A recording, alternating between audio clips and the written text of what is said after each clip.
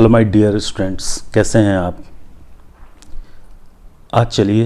आज का टॉपिक हमारा है भूकंप, अर्थक्वेक्स, जिसमें हम ये सब सारे टॉपिक्स हम कवर करेंगे। डायग्राम के थ्रू आपको बताएंगे कि किस तरह से भूकंप होता है, भूकंप क्या चीज़ है। फिर हम बताएंगे आपको कॉजेज़ ऑफ अर्थक्वेक्स, जिसमें डिफरेंट कॉजेज है जो हमने लिखा है।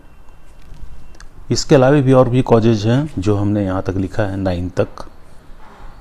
इसके बाद हमने आपको बताने की कोशिश की है कि भू संतुलन तथा भूकंप के थ्रू कैसे अव्यवस्था होती है, भूकंप आता है।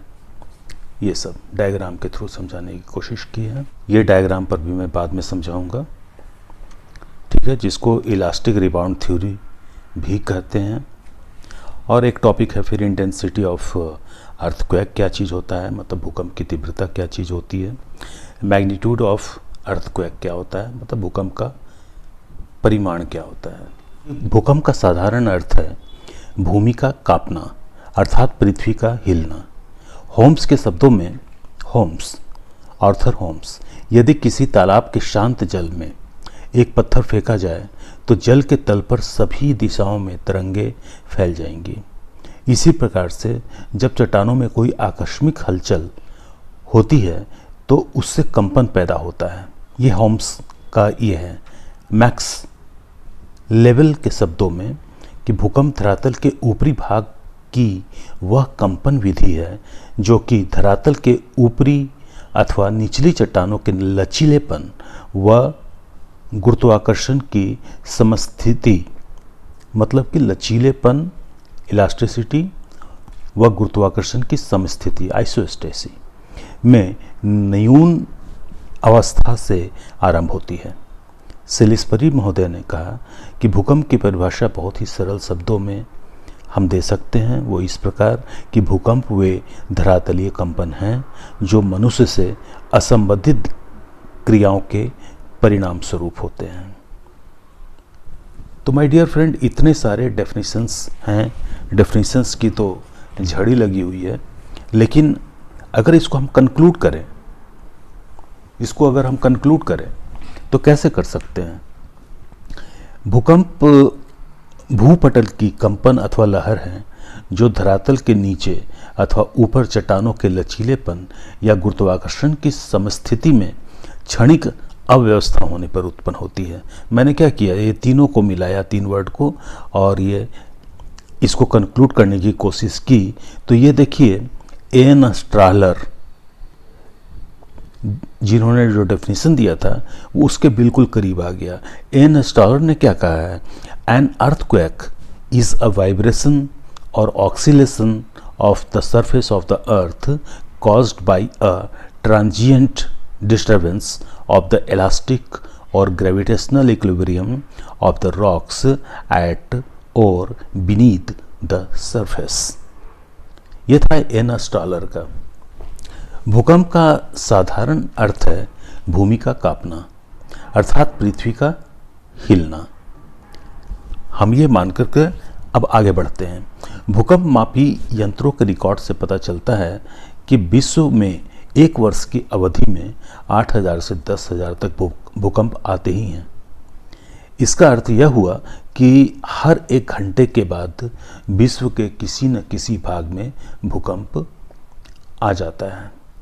भूकंपों की वास्तविक संख्या इससे कहीं अधिक हो सकती है, क्योंकि महासागरों के अधिकांश भागों में भूकंप मापने के केंद्र अभी तक स्थापित ही नहीं किए गए हैं और वहाँ पर आने वाले भूकंपों को प्रायः रिकॉर्ड नहीं किया जा सकता।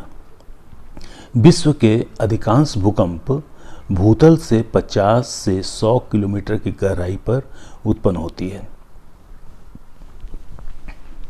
फिर देखिए, इसको और बढ़ाते हैं।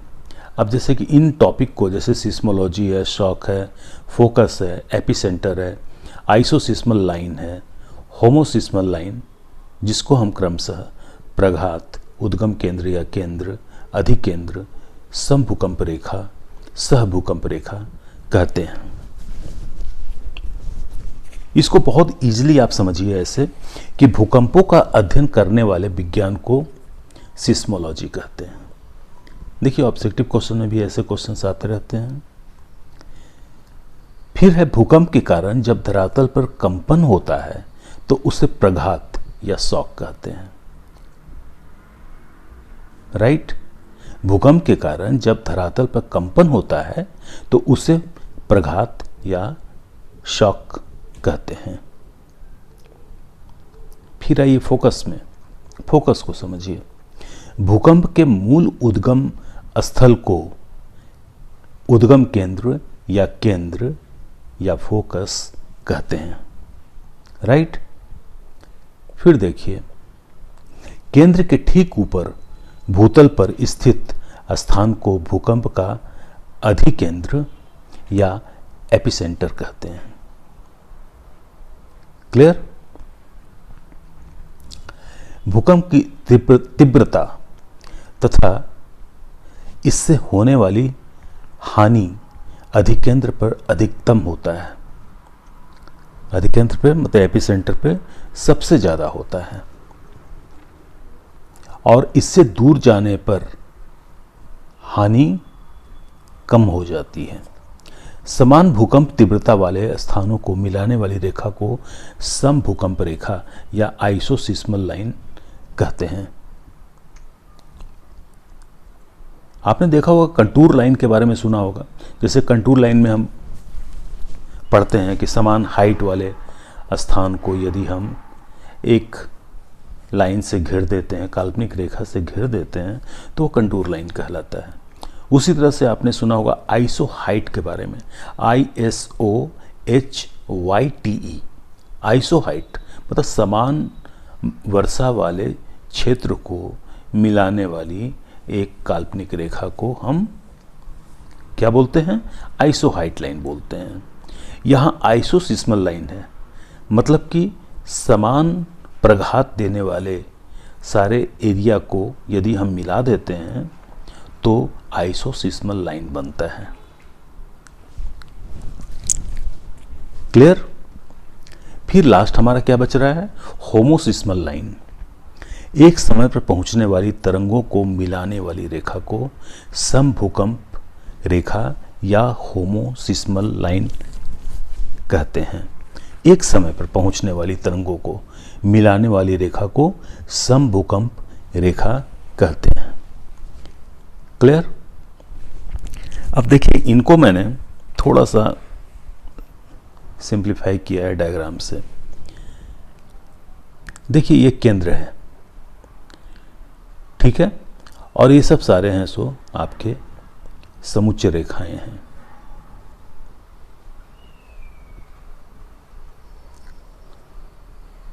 ये सारे समुच्चय रेखाएं हैं जो कि आपको सारे चीज़ों को एक डायग्राम के थ्रू बतला रहा है। ये केंद्र जो है, इसके बारे में मैंने आपको क्या बताया था? ये केंद्र वो जगह है जहाँ सबसे पहले कंपन को महसूस किया जाता है।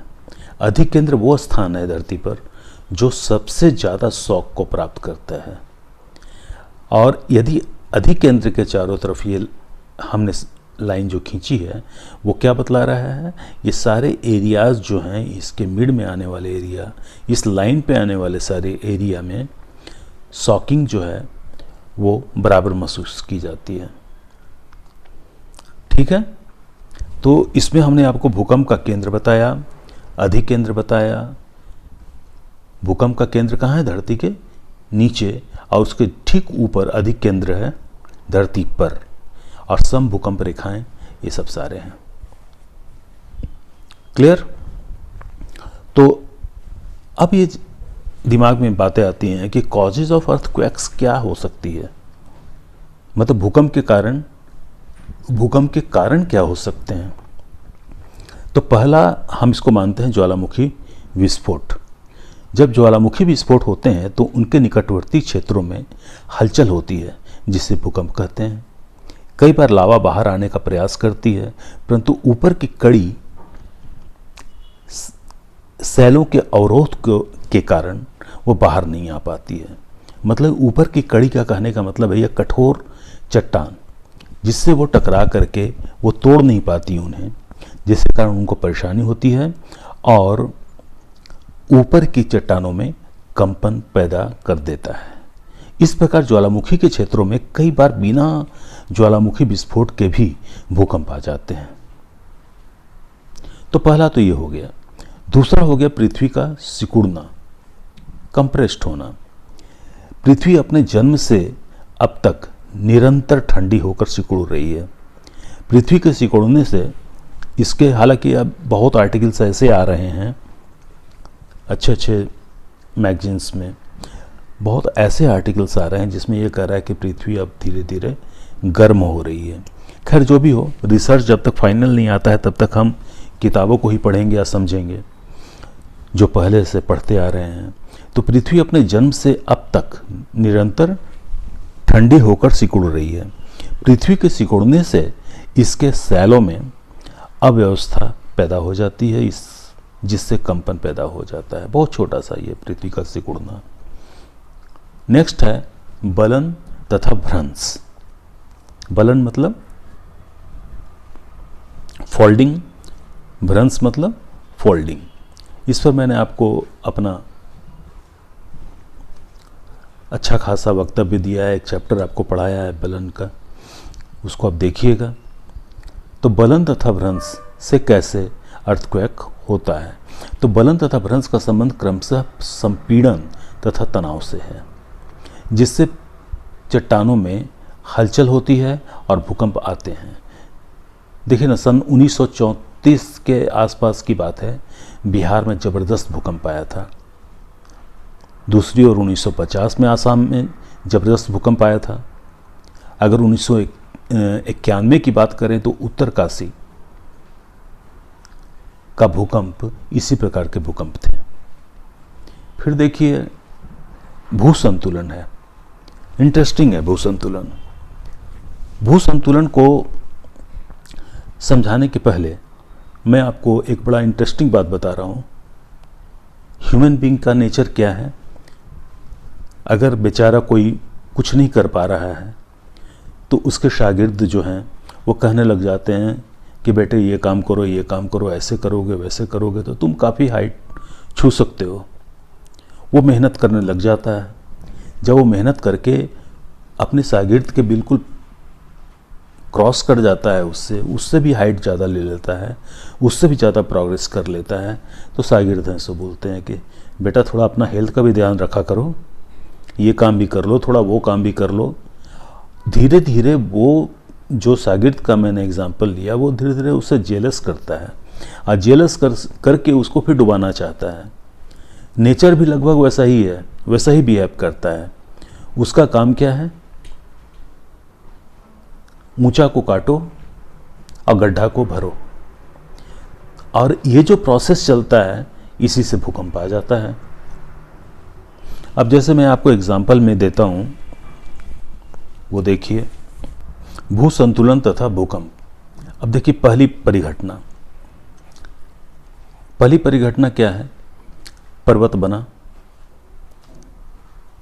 अब पर्वत में जब अनाच्छादन के दूत लग गए तो वो अनाच्छादन के दूत, डेन्यूडेशन के एजेंट ने इनको काटना शुरू किया, काट करके इसको कम करना शुरू किया और काट करके सीधे जा करके इसको सागरीय नीतल में डाला।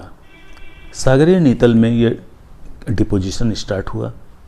आप देख रहे हैं यहाँ पर जो स्थिति है वो स्टार्टिंग का है, बहुत छोटा सा, बहुत उथला समुद्र है यहाँ पर, बहुत ही स्वैलो वाटर आप यहाँ पर देख रहे हैं।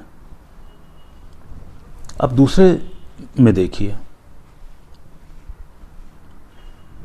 जब लोगों ने कहा कि तुम बहुत कुछ कर सकते हो, डेनुडेशन और भी लग गया, थोड़ी इसकी ऊंचाई और बढ़ गई तो डेनुडेशन और तेज़ी से इसमें लगना शुरू हो गया।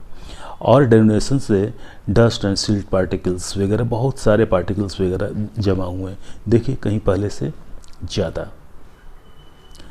और इससे क्या हुआ, सागर नीतल पर जमा हुआ ये थोड़ा और धंस गया। थर्ड फिगर में देखिए, वो बंदा बहुत जोश में आ गया और भी काम करना शुरू किया। अब ये जो पहाड़ है अधिक अपरदन से और भी कटा। देखिए सागरीय भार में और वृद्धि हुई, पर्वत के भार में कमी आ गई। इतना ज़्यादा जो दबाव हुआ, इस दबाव की वजह से फाइनली क्या आ गया, भूकंप पूरे एरिया में।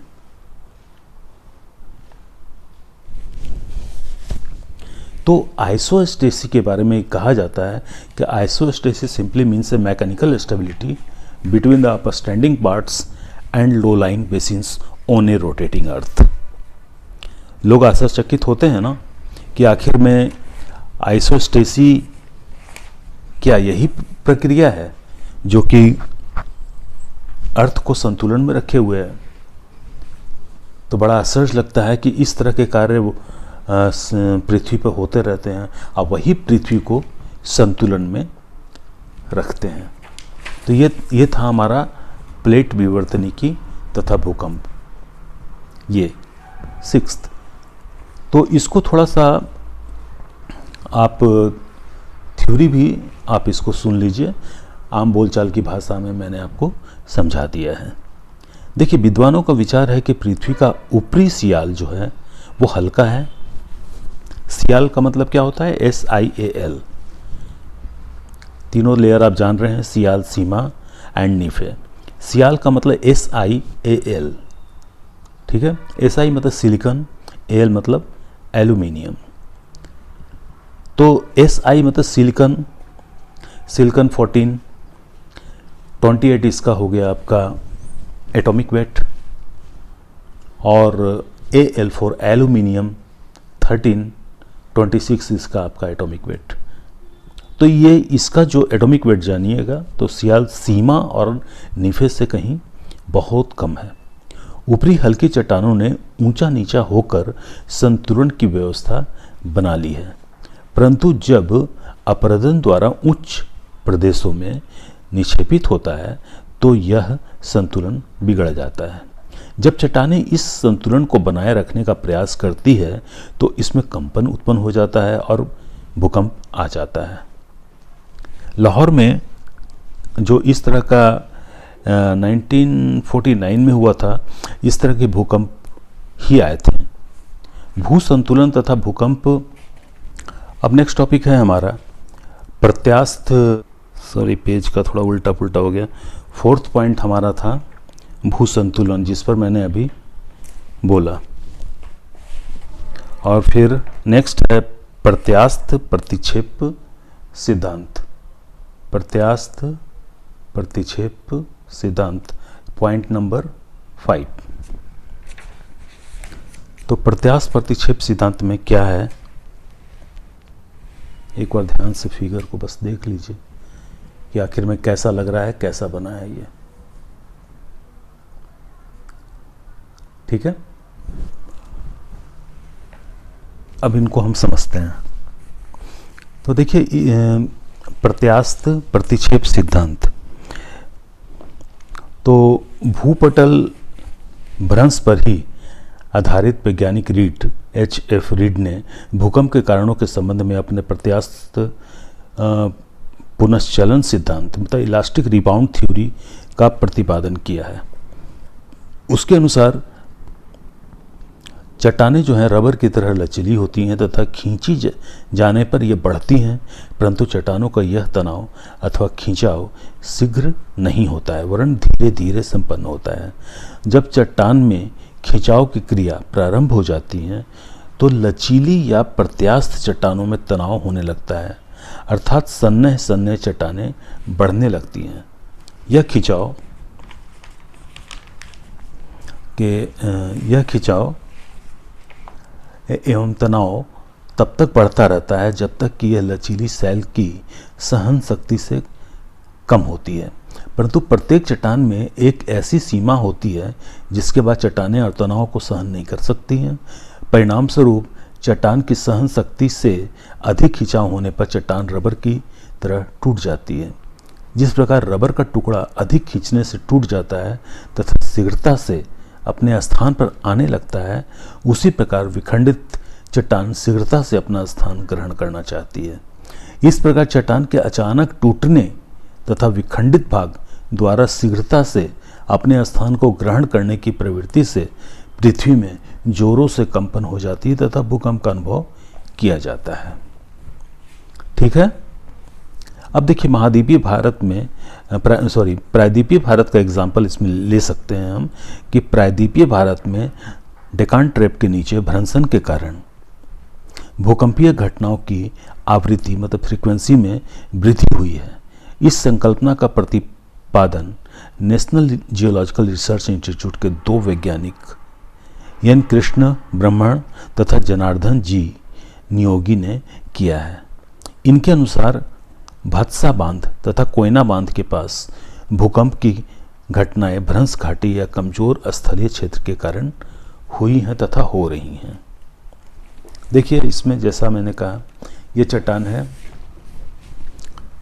ठीक है, बल लगा, ये धंसा, फिर उसके बाद और ज़्यादा बल लग गया तो ये क्या हुआ, टूट गया।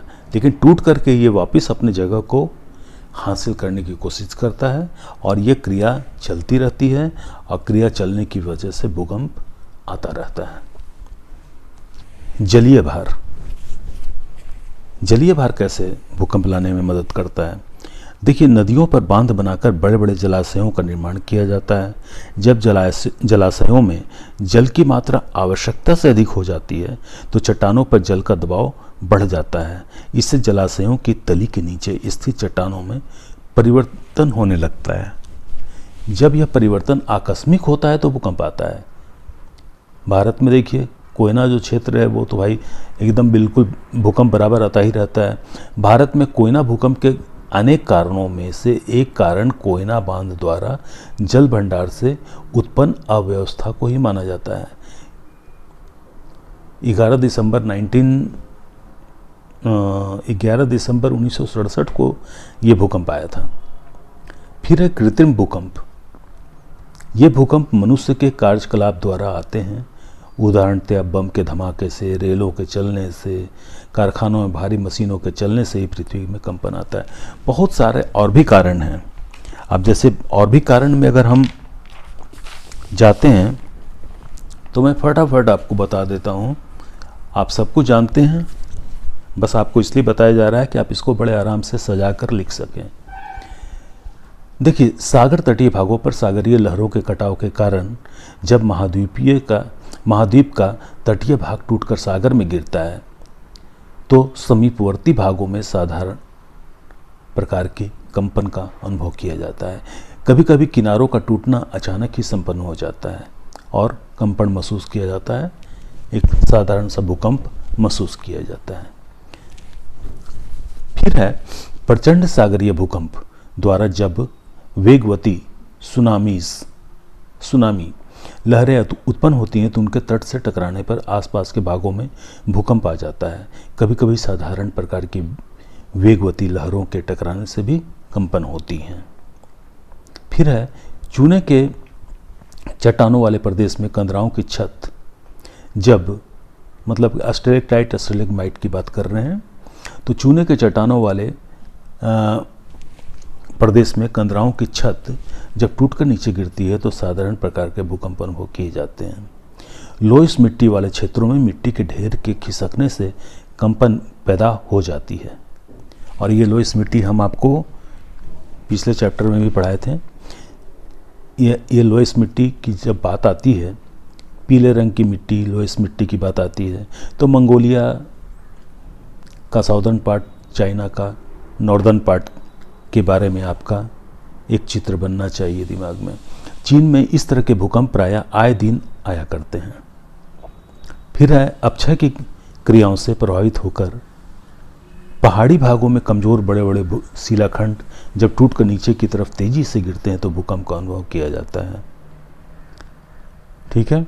फिर है ग्लेशियर पर्वतीय भागों से नीचे की तरफ सरकता है तो बीच में तीव्र ढाल के आ जाने से बड़े बड़े हिमपिंड टूटकर नीचे की तरफ गिरने लगते हैं, जिस कारण सामान्य भूकंप समीपवर्ती क्षेत्रों में आते हैं। फिर है पृथ्वी अपनी किली पर घूर्णन जो करती हैं, मतलब कि अपने एक्सिस पर जो घूमती हैं प्लस रिवॉल्यूशन करती हैं, इस घूर्णन के कारण भी कभी कभी कमज़ोर भागों में भूकंप अनुभव किया जाता है। फिर है वर्तमान समय में एटम बम के विस्फोट या फिर उसके परीक्षण की वजह से ही भूकंप उत्पन्न हो जाते हैं। कुछ विद्वानों का कथन है कि प्रायद्वीपीय भारत के कोयना भूकंप का एक कारण यूएसए में हुआ भूमिगत एटम बम का परीक्षण भी बताया जा सकता है, परंतु इस परीक्षण का प्रभाव इतनी दूर तक हो सकता है ऐसा संभव नहीं जान पड़ता। सुरंग खोदने तथा खानों में छत आदि के गिर जाने से भी भूकंप आते हैं। ये सब सारे अन्य कारण में मैंने आपको भी बताया। इन सब को मिला लें तो आपके पास एक कंप्लीट नोट्स तैयार होते हैं, एक कंप्लीट नोट्स तैयार होते हैं। और एक चीज़ उसमें और भी ऐड कर लें, जैसे कि intensity of earthquake, intensity of earthquake मतलब भूकंप की तीव्रता क्या चीज़ होती है। तो देखिए, किसी स्थान पर भूकंप की तीव्रता वहाँ पर भूमि में गति तथा मानव पर प्रभाव के रूप में आंकी जाती है। भूकंप द्वारा विनाश का मूल्यांकन इमारतों, बांधों, पुलों तथा अन्य वस्तुओं को इससे होने वाली हानि से किया जाता है। इसे मरकाली पैमाने पर अंकित किया जाता है। इस पैमाने को मरकली या मरकाली ने 1902 में विकसित किया था। इसे 1931 में वुड तथा न्यूमन ने संशोधित किया। अब इसे संशोधित मरकाली पैमाने के नाम से जाना जाता है। बात वहीं रह गई, लेकिन इसको बस नाम बदल दिया गया, मॉडिफाइड मरकाली स्केल नाम दे दिया गया है। यह पैमाना मनुष्य की ज्ञानेंद्रियों द्वारा प्राप्त अनुभव, विनाशकारी प्रभाव आदि पर निर्भर करता है। ठीक है। मैग्नीट्यूड ऑफ अर्थक्वेक अगर हम देखें कि थोड़ा इम्पोर्टेंट लगता है और इसको आप जानिए। किसी भूकंप का परिमाण उस द्वारा मुक्त की गई ऊर्जा का माप है। The magnitude of N earthquake is a measure of amount of energy released. यह भूकंपीय तरंगों के आयाम मतलब एम्पलीट्यूड, त्वरण मतलब एक्सेलरेशन, आवृत्ति मतलब फ्रीक्वेंसी तथा कई अन्य गणितीय बातों पर आधारित होती है। इसे भूकंप लेखी द्वारा अभिलेखित किया जाता है। भूकंप के परिमाण को रिक्टर स्केल पर या रिचर स्केल पर मापा जाता है। इस पैमाने का आविष्कार चार्ल्स एफ रिक्टर ने किया था। बाद में इसको संशोधित भी किया गया, गुटेनबर्ग ने किया। यह एक लघु गुणक मतलब लॉगरिथमिक पैमाना है जिसकी न्यूनतम तथा अधिकतम सीमा नहीं है।